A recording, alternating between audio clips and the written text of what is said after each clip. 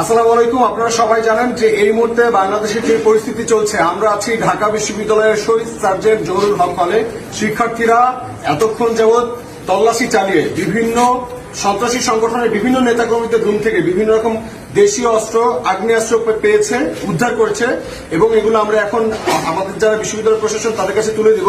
তার আগে আপনাদেরকে বলতে চাই, এই সেই অস্ত্রগুলো যেগুলো ব্যবহার করে তারা আমাদের শিক্ষার্থীদেরকে ভয়ের আতঙ্ক সৃষ্টি করে রাখতো এবং আপনারা দেখেছেন আন্দোলনে তারা এই অস্ত্রগুলো ব্যবহার করেছে এবং তারা আমাদের শিক্ষার্থী ভাই বোনদেরকে খুন করেছে।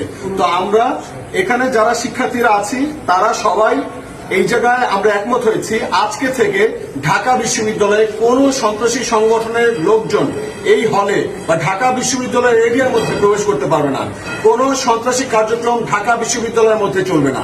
আর যদি কেউ এই সন্ত্রাসী কার্যক্রম করার চিন্তা ভাবনাও করে থাকে, তাহলে আমরা তার চিন্তার মধ্যে ঢুকে তারপর সেটাকে প্রতিহত করবো ইনশাআল্লাহ।